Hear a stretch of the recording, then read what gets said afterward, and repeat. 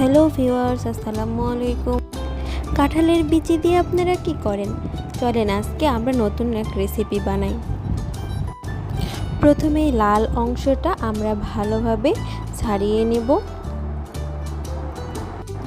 আজ আমি বানাচ্ছি কাঁঠালের বিচি দিয়ে সুস্বাদু সন্দেশ। কাঁঠালের বিচিগুলোর খোসা ছাড়ানো হয়ে গেলে ভালোভাবে ধুয়ে নেব। এবার প্রেসার কুকারে অল্প পরিমাণ পানি দিয়ে ভালোভাবে সিদ্ধ করে নেব। এরপর সিদ্ধ বিচিগুলো একটা পাত্রে নিয়ে ভালোভাবে ব্লেন্ড করে নিতে হবে। আপনারা চাইলে ব্লেন্ডারেও ব্লেন্ড করতে পারেন। যদি হাত দিয়ে মালিশ করেন তাহলে এমনভাবে মালিশ করতে হবে যেন গোটা অংশ না থাকে। অসাধারণ স্বাদের এই কাঁঠালের বিচির সন্দেশ খেতে যেমন মজাদার তেমন পুষ্টিকরও। একবার ট্রাই করে দেখুন, মন ভরে যাবে।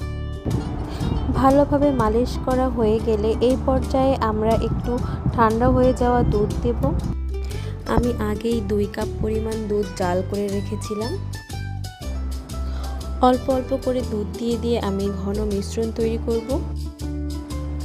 দুধ দেওয়ার পাশাপাশি এই পর্যায়ে আমি পরিমাণ মতো চিনি দেব। আপনারা আপনাদের স্বাদ মতো চিনি দিয়ে দিবেন।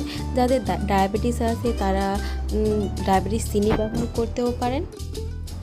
পরিমাণ মতো চিনি দেওয়ার পর আমি মিশ্রণটি আবার ভালোভাবে মিশিয়ে নেব। এবার মিশ্রণটি আমি চুলায় বসিয়েছি।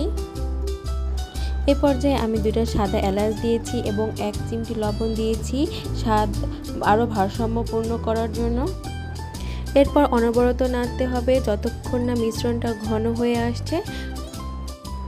খেয়াল রাখতে হবে যেন দলা পেকে না যায় বা লেগে না যায়। দেখতে পাচ্ছেন মিশ্রণটা অনেক ঘন হয়ে এসেছে। এই পর্যায়ে আমি 1 চা চামচ ঘি দিব। ঘি দিয়ে আমি আবারও মিশ্রণটা ভালোভাবে নেড়ে নেব।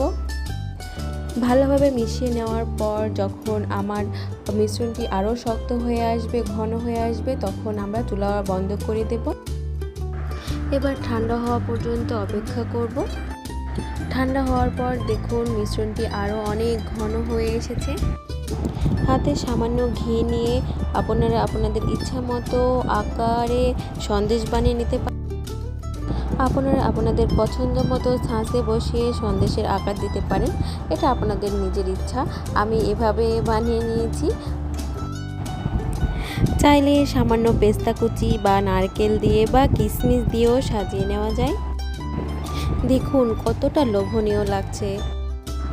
অসাধারণ স্বাদের এই কাঁঠালের বিচির সন্দেশ খেতে যেমন মজাদার তেমন পুষ্টিকরও। একবার ট্রাই দেখতে পারেন। আমি আবার হাজির হব নতুন কোনো রেসিপি নিয়ে। ধন্যবাদ সবাইকে।